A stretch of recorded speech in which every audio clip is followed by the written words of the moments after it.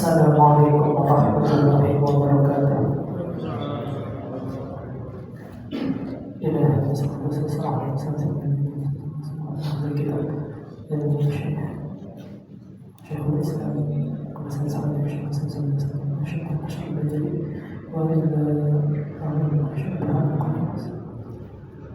Al-Fatihah. A'udzu billahi minasyaitonir rajim. Bismillahirrahmanirrahim. Alhamdulillahi rabbil alamin. Ar-Rahmanir Rahim. Maliki yaumiddin. Iyyaka na'budu wa iyyaka nasta'in. Ihdinas siratal mustaqim. Siratal ladzina an'amta 'alaihim ghairil maghdubi 'alaihim waladdallin. Bismillahirrahmanirrahim. Allahumma shalli ala Muhammadin wa ala alihi wa sahbihi. Nasrul haqq bil haqq wa hadinas siratal mustaqim wa ala alihi wa sahbihi haqqa qadrihi wa Allahumma akhrijna min al-hakimi amin. وافتح لنا أبواب الرزق بالأخلاق حسن الحميد. رب اشرح لي صدري ويسر لي أمري واحلل عقدة من لساني يفقهوا قولي وثبت لساني بقولي بحق النبي والآمين. قال المؤلفون رحمهم الله تعالى. Berkata Al-Syekh Ali bin berkata Imam Ibrahim Al-Laqani sampai kepada perkataan beliau, Ashqala alaina fi abdi sahabah hadithu innaka la tadri ma hadis ba'dak. Hamahillah. Ujar beliau, kami memiliki ganjalan pikiran di dalam perkara tentang sahabat Nabi berkaitan dengan hadis Nabi SAW. Innaka la tadri ma hadis ba'dak. Engkau wahai Muhammad tidak mengetahui apa yang akan terjadi setelah meninggalmu. Maka bagaimana jawabannya? Maka ujar beliau, yahtamalu an-namar bil ashabil hadis mutlaqul mu'minin.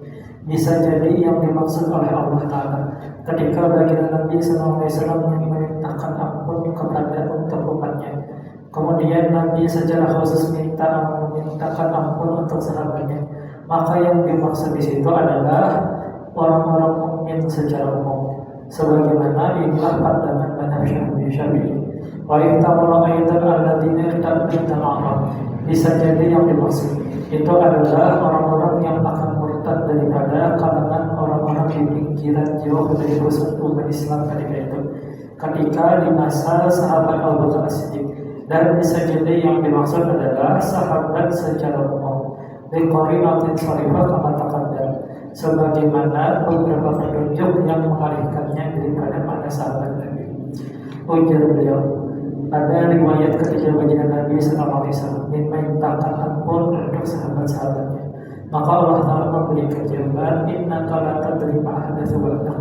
Engkau wahai Muhammad itu kada tahu apa yang akan mereka lakukan sepeninggalnya. Maka secara zahir ini adalah penolakan dari Allah Ta'ala untuk memberikan ampunan secara mutlak kepada para sahabat Nabi. Kemudian dijawab oleh para ulama bahwa yang dimaksud di situ bukan sahabat-sahabat terdekat yang berjuang dan berkumpul bersama baginda Nabi SAW. Yang dimaksud di situ adalah orang-orang yang sempat memeluk agama Islam, tapi belakangan bukan karena kesediaan baginda Nabi. Nabi dengan sifat rahmatnya itu memintakan ampun untuk semua orang. Nabi dengan sifat rahmatnya memintakan ampun untuk semua pengikutnya. Tapi ada beberapa yang ditolak oleh Allah Ta'ala, kemudian diberikan jawaban yang diplomatis. Engkau kan tahu mereka itu akan tetap beriman atau tidak. Bahasanya kurang lebih seperti itu. Nah, maka ujar beliau ini bukan sahabat Nabi secara keseluruhan. Yang dimaksud bukan sahabat Nabi yang nanti akan berperang di perang Siffin atau yang akan berperang di perang Jamal, bukan. Yang dimaksud di situ adalah orang-orang yang pada akhirnya murtad keluar total dari agama Islam. Adapun sahabat yang tertimpa ujian berupa perselisihan keras sampai terjadi peperangan, maka para ulama kita mayoritas kadang membawa mereka kepada hadis ini tadi, kepada hadis qudsi ini tadi. Kemudian kata beliau, ashqala aidan amrul Muawiyah. Kemudian kami juga memiliki keberatan tentang perkara Muawiyah bin Abi Sufyan. Karena walaupun apapun Muawiyah bin Abi Sufyan ini sahabat Nabi juga, masuk di dalam kelompok sahabat Nabi. Maka kata beliau, fa inna lam nasma' min fadli syai'an. Kami kadang pernah menemukan riwayat tentang keunggulan sahabat Muawiyah hingga perlu ditakwil, sebagaimana hadis yang lain, wa yahu Ammar taqtulul fi'atul bagiyah. nasib buruk apesnya bagi si Ammar bin Yasir, bahwa ia akan dibunuh oleh kelompok yang melampaui batas atau oleh kelompok yang zalim. Karena ketika terjadi peperangan Siffin, sahabat Muawiyah itu berada di satu barisan, kemudian Sayyidina Ali ada di barisan yang lain. Salah satu barisan Sayyidina Ali itu adalah sahabat Ammar bin Yasir. Kalau ada yang kalian ingat sahabat Ammar bin Yasir, beliau adalah salah satu sahabat yang kesabarannya dipuji oleh Allah Ta'ala, dibandingkan dan diabadikan dalam Al-Quran. Illa matma'anna wa illa man ukriha wa qalbuhu mutma'innun bil iman. Orang-orang yang dipaksa akan tetapi hatinya sebenarnya masih beriman, yaitu sahabat Ammar bin Yasir yang beliau itu disiksa karena sebab keimanannya. Kedua orang tua beliau meninggal dunia yang bertahan beliau, maka beliau pura-pura ikut tuannya ketika berjihad. Nah, kesabaran Ammar bin Yasir ini dipuji oleh Allah Ta'ala, diabadikan di Al-Quran. Kemudian Nabi mengatakan nasib apesnya si Ammar ini nanti ia akan dibunuh oleh pasukan yang ketika itu dolim dan melampaui batas. Nah, pasukan ini yang memimpin sahabat Muawiyah. Sementara Nabi karena pernah memberi kesaksian keutamaan apa terhadap sahabat Muawiyah, maka kata beliau, adillahu dari sahabat umum qarinatun kafiyah, dalil tentang keutamaan sahabat Nabi secara umum itu cukup di samping beberapa keutamaan sahabat Muawiyah yang lain. Makanya Imam Suyuti mengatakan hadis paling sahih tentang keutamaan Muawiyah adalah riwayat Ibnu Abbas annahu katibun Nabi sallallahu alaihi wasallam, bahwa sahabat Muawiyah itu adalah salah satu juru tulisnya baginda Nabi sallallahu alaihi wasallam, sebagaimana diriwayatkan di kitab-kitab sahih. Cuma memang banyak ahlul bait Nabi, baik dari kalangan Hasan maupun dari keturunan Husain, termasuk dari kalangan Hanaif, itu yang di beberapa pengajian itu mencap sahabat Muawiyah. Itu bisa kita temukan di kalangan mereka, di kitab-kitab mereka. Cuma kita ada ikut-ikutan, kita ada ikut-ikutan dalam sejarah semacam itu. Yang kita tahu lebih aman menahan lisan daripada mengecam satu sahabat Nabi, daripada kita salah mengecam salah satu sahabat Nabi. Cuma memang faktanya Nabi itu tidak pernah memberi kajian khusus kepada sahabat Muawiyah, itu tidak pernah. Nah, Nabi tidak pernah memberi pujian khusus, tapi beliau ada di pasukan yang menyerang khalifah yang sah ketika itu, yaitu Khalifah Ali bin Abi Thalib. Cuma sahabat Ibnu Abbas mengatakan hadis paling sahih yang diriwayatkan tentang keutamaan Muawiyah itu adalah ia salah satu juru tulisnya baginda Nabi sallallahu alaihi wasallam. Jadi termasuk orang-orang yang pernah dipercaya oleh Nabi. Nah, jadi kan bisa sebenarnya juga untuk mengomentari beliau. Kemudian hadis Al-Irbad yang mengatakan bahwasanya Allahumma alimhul kitab, yakni diriwayatkan oleh Imam Ahmad dari Irbad bin Sariyah. Ia mendengar Nabi sallallahu alaihi wasallam pernah mengatakan, Allahumma alim Muawiyah kitab wal hisab wa qihil adab. Wahai Allah Ta'ala, ajari Muawiyah itu Alkitab, kemudian ajari juga Muawiyah itu hisab atau cara menghitung, dan jagalah Muawiyah itu daripada adab. Ini diriwayatkan oleh Imam Ahmad bin Hanbal, yang mana Imam Ahmad bin Hanbal itu kita kenal dengan keteguhan beliau karena bisa disentil oleh penguasa. Itu pun beliau justru meninggalnya itu di masa kekuasaan Bani Abbasiyah. Artinya karena ada kepentingan bagi Imam Ahmad ini untuk membela penguasa ketika itu. Imam Ahmad hidup di eranya dinasti Abbasiyah yang sangat membenci sahabat Muawiyah. Kemudian beliau kalau bisa disetir, maka ketika Imam Ahmad meriwayatkan itu, memang dia dapat riwayatnya. Nabi mendoakan kepada sahabat Muawiyah mudah-mudahan diajari oleh Allah Ta'ala Alkitab, kemudian diajari juga Al-Hisab atau matematika lah, matematika dan aritmatika ketika itu. Karena memang keunggulan Muawiyah, sekalipun Muawiyah ini bukan tipe yang sahabat yang dikenal kesetiaan tinggi ke Nabi, tapi salah satu keunggulannya ia itu satu dari segelintir masyarakat Arab yang terdidik ketika itu. Salah satu dari masyarakat Arab yang bisa baca tulis, bisa matematika, bisa aritmatika. Makanya dimanfaatkan kemampuannya oleh baginda Nabi Nabi Sallallahu Alaihi Wasallam, dan Nabi itu mudah untuk mendoakan orang-orang yang memiliki kelebihan. Kemudian hadis yang ketiga, hadis riwayat Nabi Amirah yang mengatakan, Allahumma ja'alhu hadiyan wa hadi bihi. Ujar Ibnu Abi Ambarah, Nabi pernah mendoakannya dengan doa, wahai Allah Ta'ala, jadikanlah ia pemberi hidayah, diberi hidayah, dan jadikanlah orang-orang mendapat hidayah dari Muawiyah. Kemudian hadis riwayat Ahmad daripada Muawiyah yang mengatakan, tawaddamu falamma tawaddamu la durikidayah faqala ya Muawiyah anta wulita amran fattaqilaha wa'udil. Nabi pernah mengatakan, berwudulah semuanya. Jadi ambil air wudu semuanya.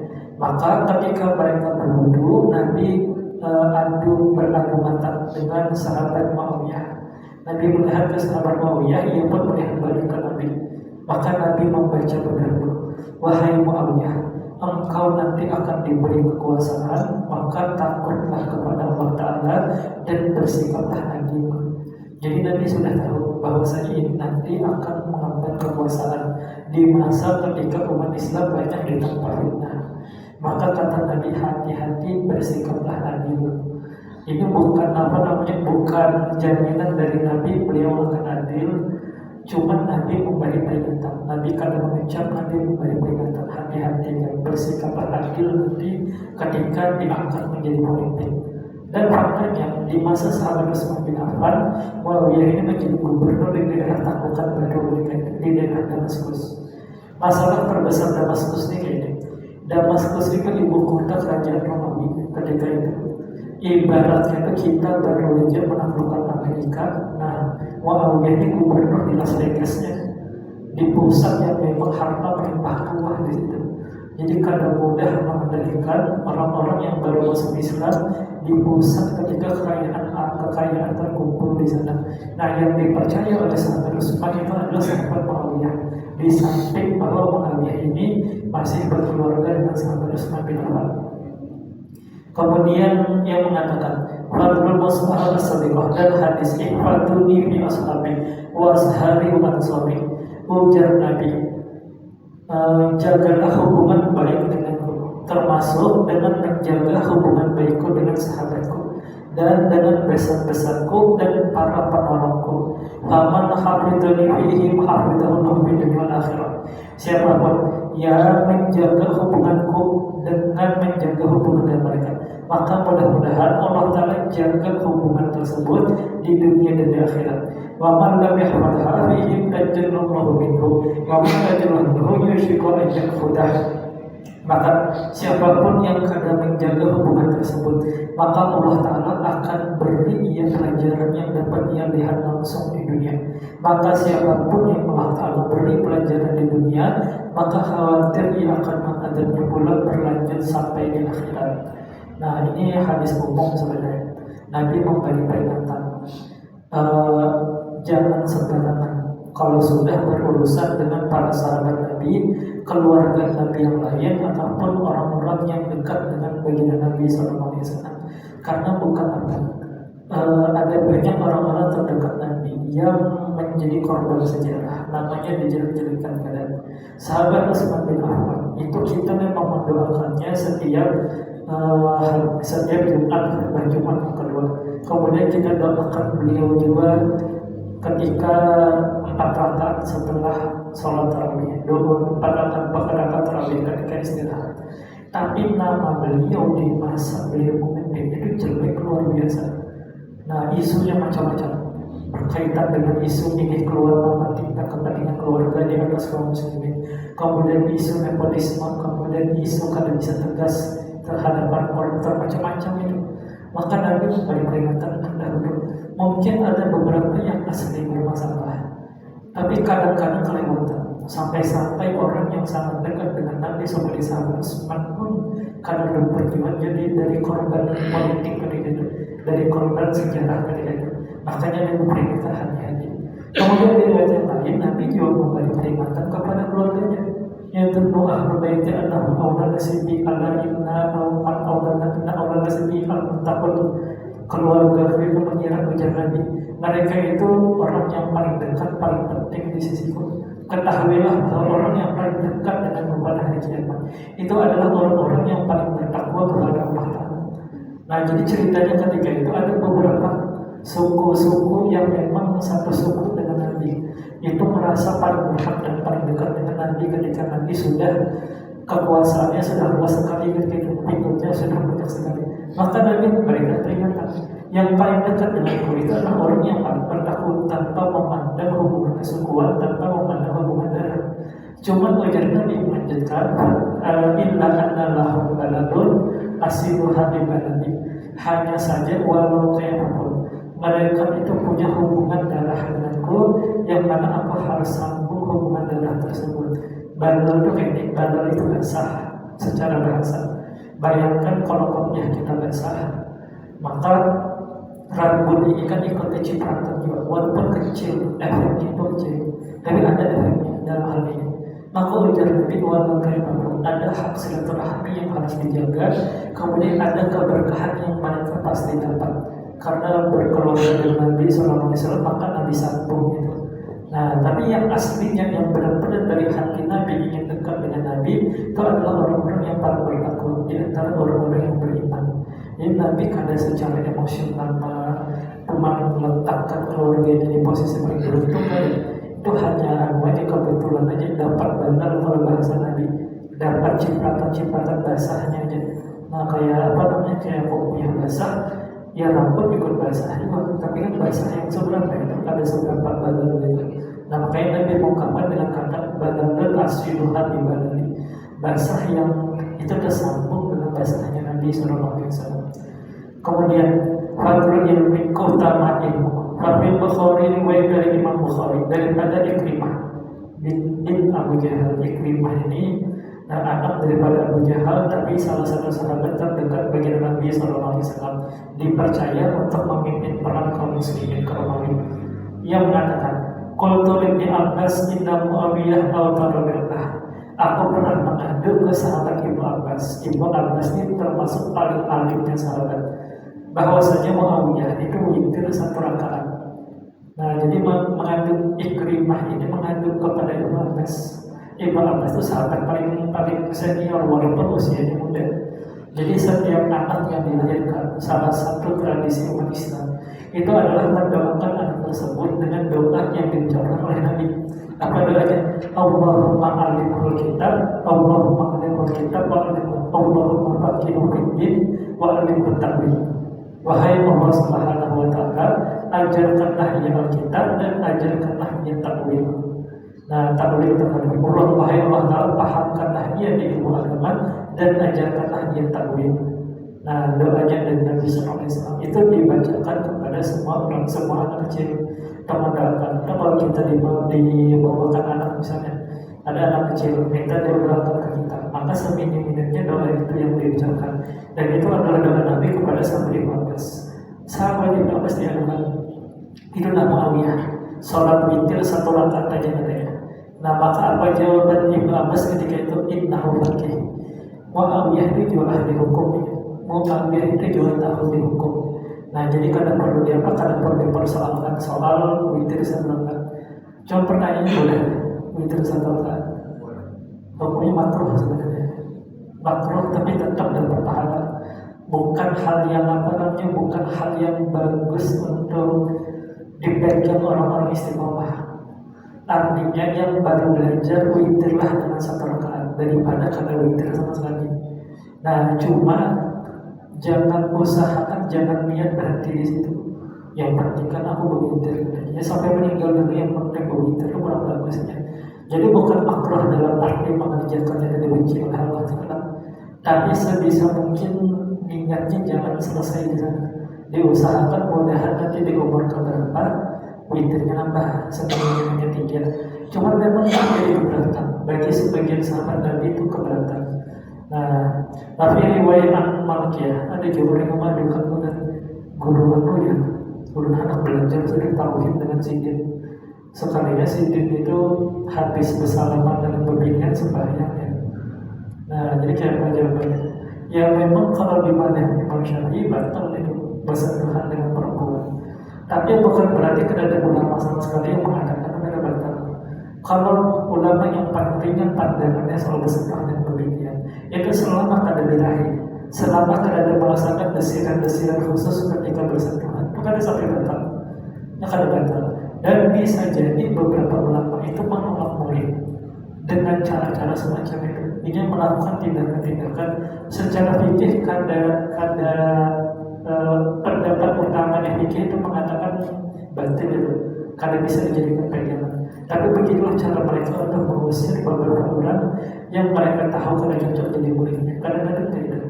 Nah, tapi ulun menyampaikan itu bukan untuk membela guru itu.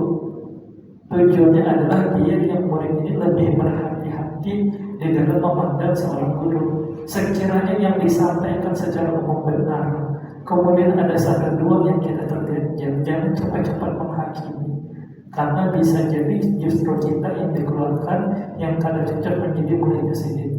Maka kalau alimakul nasir masyarakat, setiap orang itu sudah ditakdirkan di perguruan inilah yang cocok, di perguruan yang ini yang cocok, dan itu kan bisa dipaksa-paksakan. Nah, dalam hal ini hal ganjil yang dilakukan Muawiyah adalah salat witir 1 rakaat. Memang banyak kejadian kita pelaku ini malas 3 rakaat, bagian Isya sudah 2 rakaat. Nah, kalau tambah 3 lagi lumayan juga, dan akhirnya tambah 1 aja.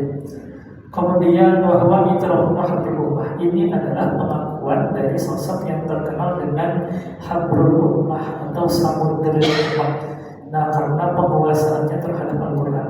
Kemudian doa dari Nabi SAW kepada Ibnu Abbas, Allahumma fatihul bidni mu'allimut ta'wil. Wahai Allah Ta'ala, pahamkan ia ilmu agama dan ajarkanlah ia tentang tafsir. Kemudian majyuridullah bihi khairan yufaqihu din.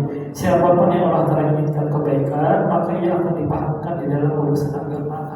Cuma ini memang ajaran resmi Ahlussunnah wal Jamaah. Intinya jangan berpikir buruk ke sahabat manapun. Tapi banyak sebenarnya guru-guru lain yang pandangannya ini Muawiyah itu contoh anomali di antara sekian sahabat Nabi SAW. Di satu sisi ia adalah orang yang berpendidikan tinggi, di satu sisi ia adalah orang yang dipercaya Nabi sebagai penulis.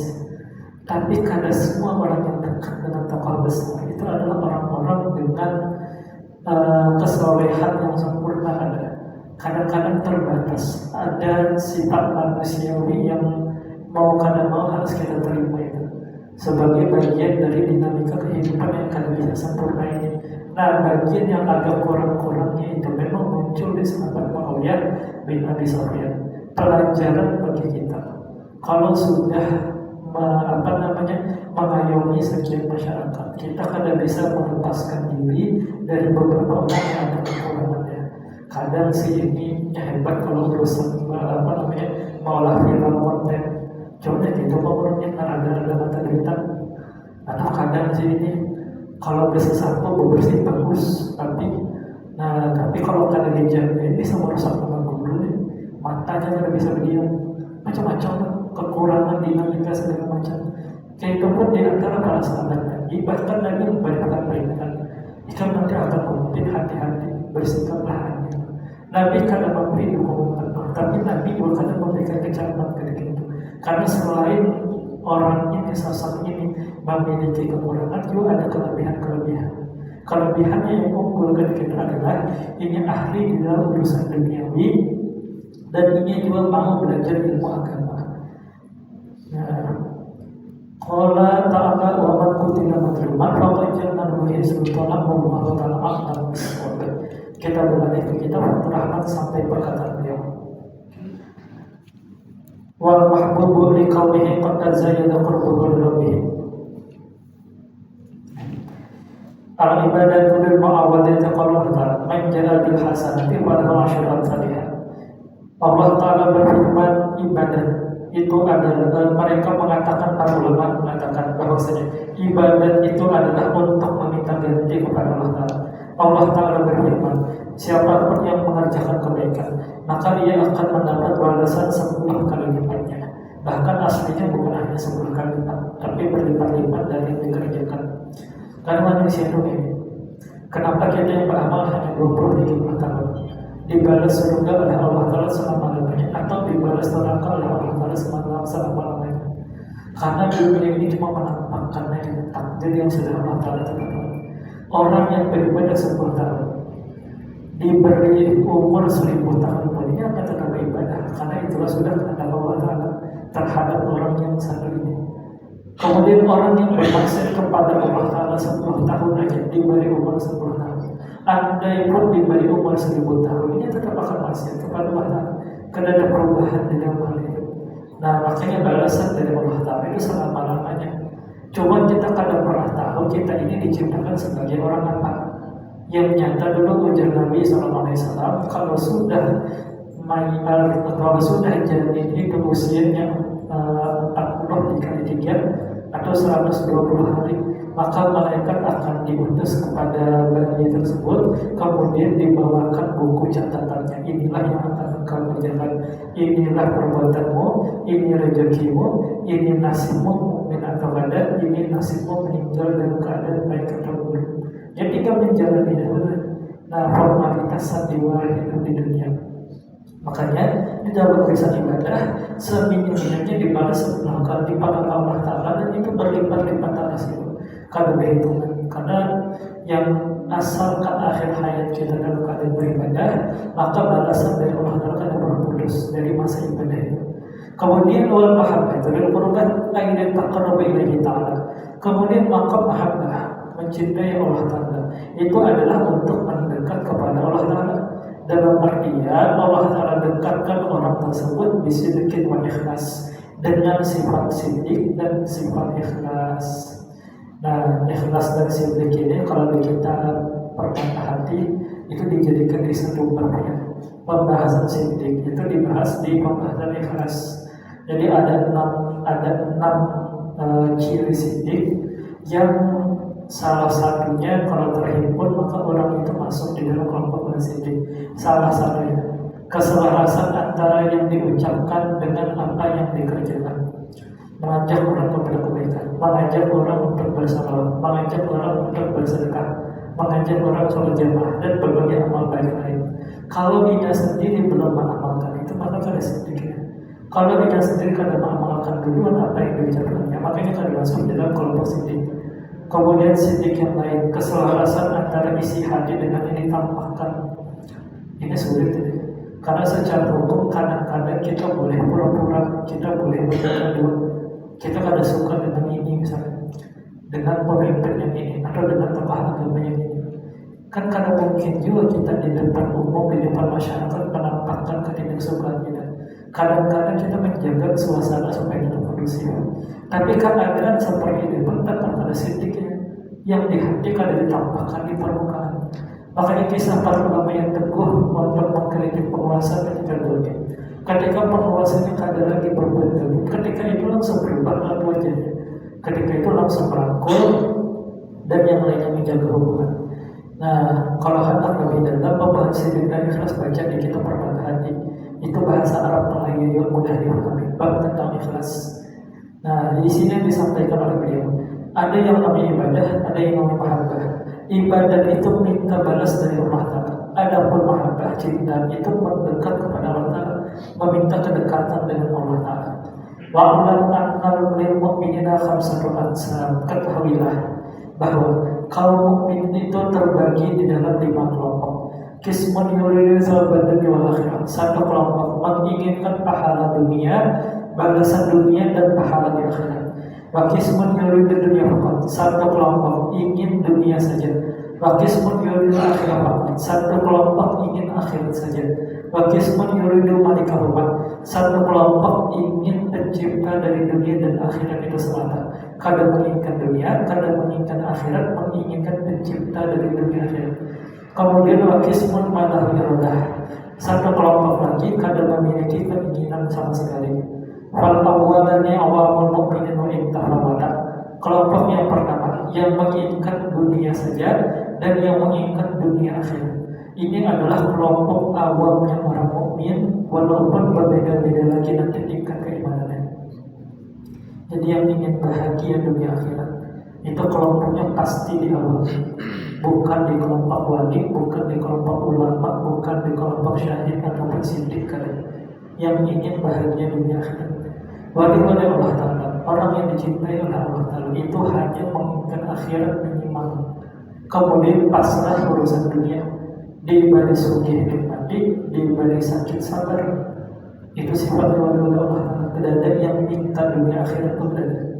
Nah, ada ulama dulu justru kekayaan sedikit menjadi ujian bagi diri, menjadi benar-benar dunia jannatul mukmin wa jannatul dunya jannatul mukmin wa jannatul kafir, sijnul mukmin wa jannatul kafir.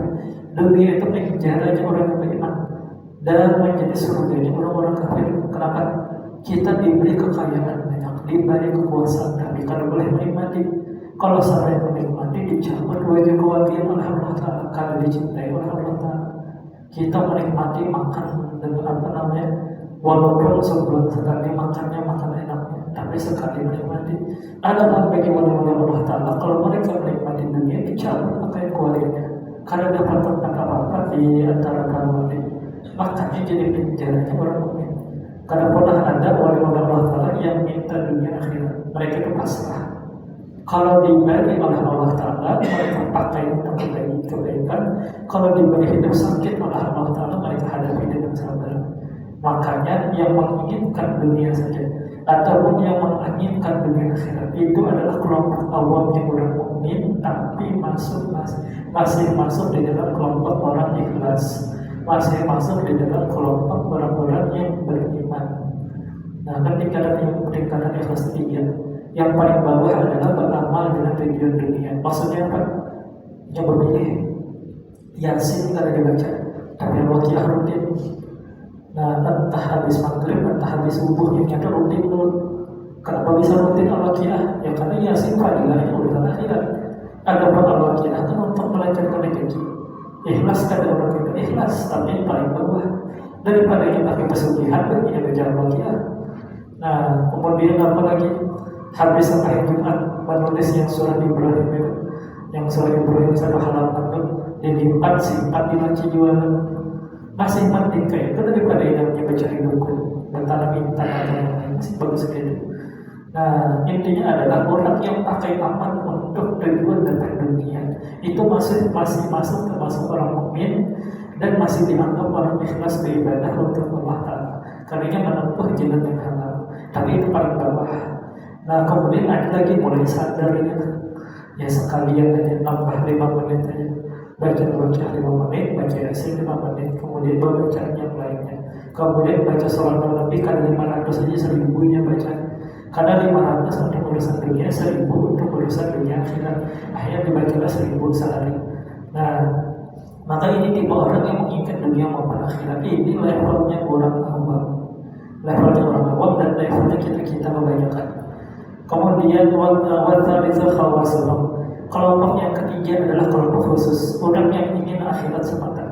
Orang yang ingin akhirat semata ini baru kelompok wali-wali Allah Subhanahu wa Ta'ala.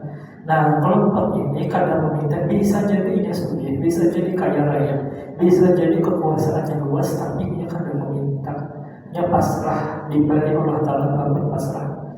Nah, maka yang menginginkan akhirat semata ini adalah orang khusus.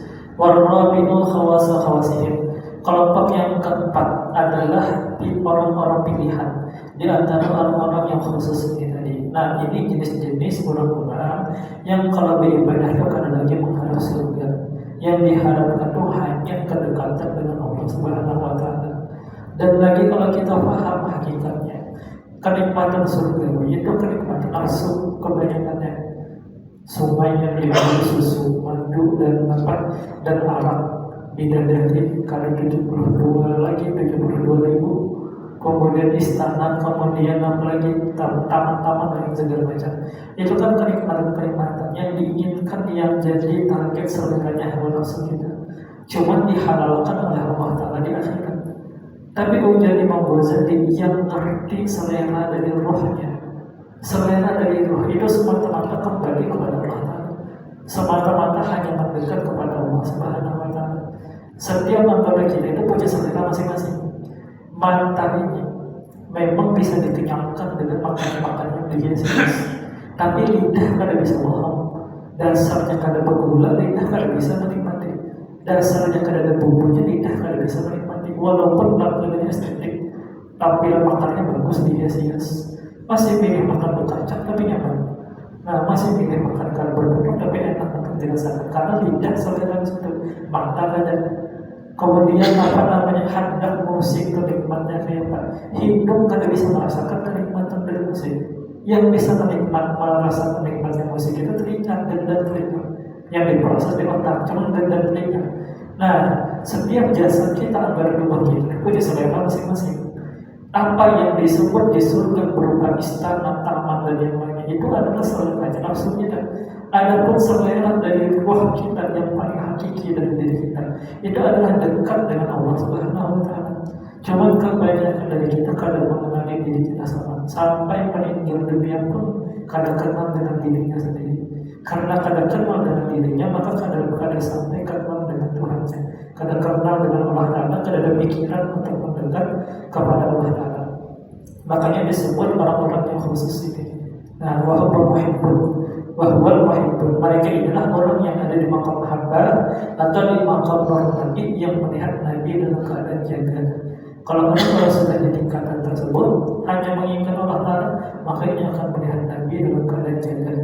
Wal khamisah khawasihim, kelompok yang kelima adalah kelompok yang paling khusus yang sudah tak punya wujud lagi, yaitu wahwal arifu billah al-fani billah billahi lillah, orang yang makrifat kenal dengan Allah Ta'ala, fana dengan sifat Allah Ta'ala dalam wujud Allah Ta'ala untuk Allah Ta'ala semata. Dari inilah Allah Ta'ala berfirman di hadis qudsi, a'dadtu li ibadiyas sholihin wa hum ma'rifat billah ma la ainun ra'at wa la udhun sami'at wa la khatara 'ala qalbi bashar. Allah Ta'ala berfirman di hadis qudsi, aku siapkan untuk hamba-hamba pilihanku yang soleh, yaitu orang-orang yang ma'rifat dengan Allah Ta'ala, yang kada pernah dilihat mata, yang kada pernah didengar telinga, dan kada pernah terlintas di hati siapapun. Wahabulan abidul mu'imlan abidul nikmah, ini ujar beliau yang namanya penyembah dan pemberi nikmat, bukan penyembah nikmat. Adapun kita kan kebanyakan penyembah nikmat, penyembah surga yang dicari, surga yang ingin didapat, surga yang ingin didekati, lain pencipta dari surga itu sendiri. Walaupun kalau kita belajar hadis, belajar tasawuf tingkat dasar, yang namanya mengejar surga ini orang mengejar Allah Ta'ala juga. Yang namanya orang yang mencintai kenikmatan surga, mencintai 72 bidadari, itu mencintai Allah Ta'ala juga ya. Tapi di tingkatan ikhlas yang kedua, bukan ikhlas yang paling tinggi, bukan ikhlasnya wali Allah Ta'ala, bukan orang-orang pilihan yang memang dicintai oleh Allah Ta'ala, tapi orang soleh, orang beriman. Nah, jadi kada jelek juga, kada bisa disalahkan juga orang-orang yang ada di level itu. Wahumul qalil, mereka ini sedikit, kemudian yang fana tadi lebih sedikit lagi dari beliau. Kalau Allah Ta'ala, Allah Ta'ala a'lam bis-shawab. Kalau saya singkat kita sebut. Saya sudah ingat, silakan kalau pertanyaan. Ya Pak, kalau kita simak sedikit bahwa setiap orang beriman itu kan beribadah supaya mendekatkan kepada Allah, sembahyang, membaca Quran. Tetapi di sisi lain itu, di sebelah sana itu katanya kalau tahlil itu lebih berzina lebih baik daripada tahlil. Itu penjelasannya bagaimana itu Pak? Yang orang sebelah sana itu kan ada itu, lebih utama lebih baik berzina daripada baca tahlil. Kan baca tahlil itu kan baca ayat Al-Quran untuk mendekatkan diri, tapi ada penjelasan lagi lebih baik berzina. Terima kasih penjelasannya. Ya, silakan. Salat wajib 5 waktu itu, apakah kita mendapatkan pahala dari situ? Karena saya juga dengar karena yang wajib itu tidak dapat apa-apa, katanya itu hanya kewajiban kita dilahirkan diciptakan Allah, wajib untuk setiap waktu itu tidak dapat pahala, katanya kita. Apakah ini dapat pahala atau tidak? Lalu orang yang banyak dosa katanya akan diperlihatkan di dunia dan akhirat juga. Nah, kapan diperlihatkan itu? Kesehariannya atau pada saat dia mau meninggal dunia? Misalnya meninggal dunia susah, bagaimana itu diberatkan di situ atau gimana? Tiga ini kita bahas. Berapa menit sih? Nah, masih 10 menit. Soalnya ada versi panjang, ada versi pendek nih jawabannya. Yang pertama dulu tentang kalimat orang tadi. Saking semangatnya benahi mungkarnya sampai mengatakan mending orang berzina daripada tahlilannya. Alasannya dibangun di atas pikiran bahwa tahlilan itu bid'ah dan pelaku bid'ah itu lebih sulit untuk diharap bertaubat daripada orang-orang yang berbuat dosa. Jadi orang-orang yang berbuat dosa berzina ini tahu itu salah, ini tahu itu berdosa, sehingga masih diharapkan taubatnya. Tapi orang-orang yang melakukan perbuatan bid'ah ini melakukan perbuatan yang dilarang oleh Nabi SAW, dan dia kalian tahu kalau itu terlarang, dan dia bisa tetap di situ. Jadi prinsip dasarnya itu benar dalam artian yang satu bisa bertaubat, yang satu kan bisa bertaubat. Itu kalau kita katakan yang namanya tahlilan itu bid'ah. Masalahnya kan kita tahu sendiri tahlilan itu ada dasarnya, bacaan tahlil itu ada dasarnya. Nah, itu isi daripada tahlil itu kumpulan bacaan juga. Cuma beda dengan antara kita dengan bubuhannya dalam menyikapi itu tadi. Dan ketahuilah dalam urusan bid'ah kita tuh mirip-mirip aja dalam bubuhannya. Cuma beda sangat saja. Sangat bubuhannya kan ada yang membenarkan tahlilan, sangat kita ada yang membenarkan itu. Kalau ada satu amal ibadah yang kadang dicontohkan guru-guru kita, tapi kadang bisa dikatakan salah juga. Misal ada masjid mentradisikan baca burdah 10 bait sebelum qomat, terimalah kita. Karena terima juga kita. Kenapa bid'ah itu? Apakah haram? Kada haram. Baca burdah 10 sebelum qomat kada haram. Sebulan hatam misalnya, kada haram itu. Tapi terimalah ya. Kada terima. Kenapa? Karena guru-guru kita kada pernah mengajarkan itu. Nah, jadi ini perbedaan sangat aja sebenarnya. Kalau dalam urusan definisi mirip-mirip aja kita. Makanya beberapa guru di Martapura itu melarang sebenarnya bacaan takbir yang apa? Walau karihal mujrimun, walau karihal munafiqun. Haram lah, kada haram. Tapi dasarnya kada ada itu. Menambahkan mujrimun dengan munafiqun di bacaan takbir itu kada ada dasarnya, bid'ah itu. Dan guru-guru kita melarang itu. Nah, jadi apa namanya? Memang para pelaku bid'ah itu kada bisa diharapkan taubatnya. Ini merasa melakukan tindakan yang benar, padahal itu dilarang oleh agama kita, atau minimal kada bermanfaat. Sesuatu yang kada bermanfaat itu akan berdampak buruk kepada cara masyarakat beramal. Ini bagus sudah masyarakat beramal, sunnahnya dapat sudah sesuai dengan ajaran guru-guru kita. Ada satu yang membawa bid'ah, akhirnya rusak nanti secara keseluruhan itu. Nah, jadi kita beda pandangan dalam urusan apakah itu bid'ah atau kada, tapi kita sama-sama sepakat bahwa pelaku bid'ah itu susah diharapkan taubatnya. Tapi kalau dosa di sisi Allah Ta'ala tetap ada lebih besar dari zina.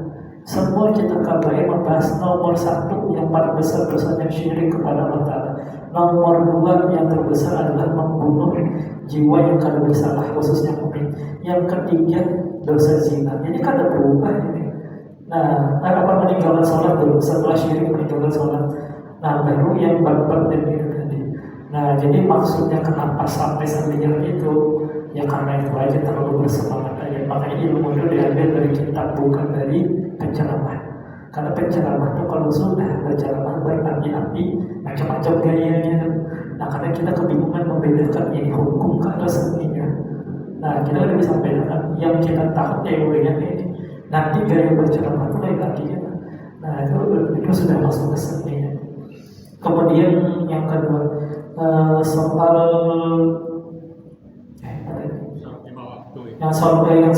ibadah. Justru yang namanya ibadah wajib itu nilainya kada pernah diketahui oleh manusia. Sholat sunnah, sholat berjamaah itu 27 kali lipat dibanding sholat sendirian. Tapi sholatnya sendiri kita kada pernah tahu pahalanya sebesar apa. Karena luar biasa besar di sisi Allah Ta'ala. Yang dihitung yang mungkin yang dimaksud dengan kada bernilai itu kada membuat dekat kepada Allah Ta'ala. Memang ada hadis qudsi Allah Ta'ala berfirman, la yataqarrabu ilayya 'abdi bin nawafil walakin taqarrubu la yataqarrabu ilayya 'abdi bimithli ma taradtu alaihi walakin yataqarrabu bil wahyi. Hambaku itu kadang mendekat kepadaku hanya dengan modal mengerjakan fardu, akan tetapi mendekat kepadaku dengan banyak beramal sunnah. Nah, hatta idza ahbartahu kuntu sam'uhu alladhi yasma'u bihi. Sampai kalau itu sudah banyak beramal sunnah, jadilah aku pendengarnya, jadilah aku kekuatannya memukul, jadilah aku pemilihannya dan seterusnya.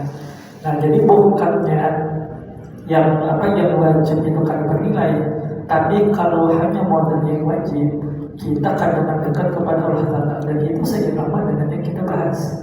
Karena memang ibadah itu ada yang dibalas oleh Allah Ta'ala, ada yang mendekatkan kepada Allah Ta'ala. Orang-orang Allah Ta'ala itu dengan cintanya kepada hamba itu akan membalas setiap ibadah kita, tapi kadang didekatkan kepada Allah Ta'ala.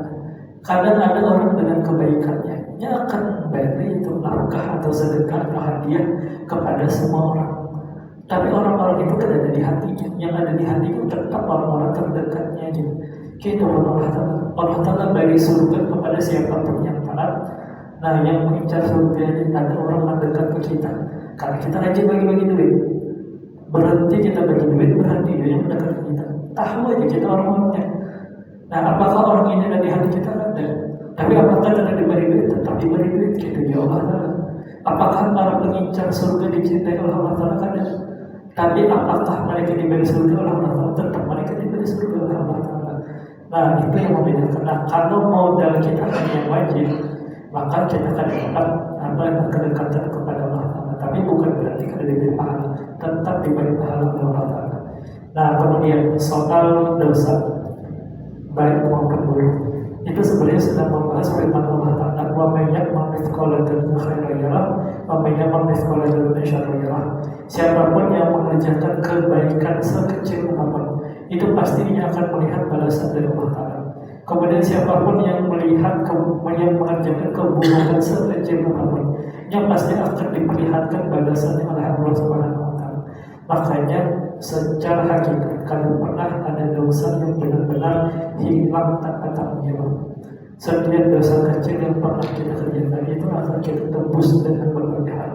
Entah itu kita dapat balasan di dunia, entah kita merasakan sakit ketika sakaratul maut, entah kita merasakan ketakutan luar biasa ketika berhadapan dengan malaikat maut. Tapi kalau pernah ada kesalahan yang sekalipun sudah bertobat, intinya kalau pernah benar-benar hilang, tetap ada balasan dari kita. Makanya dijaga-jaga, jangan melakukan dosa sekiranya kadang terlalu menggoda. Dan waktu berkira-kira lah, yang masa sebenarnya pahala yang banyak di hadis semuanya. Dipilih-pilih lah, jangan terlalu liar berbuat dosa itu. Berpilih. Kemudian menyakiti orang juga itu, hati-hati. Setiap klakson yang kita pencet tanpa kita punya hak untuk memencet, itu pasti ada balasannya di dalam bentuk apapun, entah di dunia entah di akhirat. Berhati-hatilah di dalam melakukan kezaliman kepada orang lain. Begitupun setiap amal baik. Kalau pernah ada amal yang disisihkan oleh Allah Ta'ala, sekalipun sesederhana maulah kamu kita senyum, sekalipun sesederhana mengambilkan cucukan aqua terhampur di masjid satu, kita ambil, kita bunuh. Perkara seremeh apapun pasti dibalas oleh Allah Ta'ala, sebagaimana perkara seburuk apapun pasti nanti dapat balasannya. Urusan diampuni itu baik itu, tapi pertanggungjawaban tetap ada. Nah, wallahu ta'ala a'lam bissawab. Mudah-mudahan Allah akan memberikan ini. Mudah-mudahan Allah akan memberikan ini. Kalau kita bicara dengan masalah khatimah, Rabbana fa'ala bima tarabbi wa fa'ala alhamdulillah.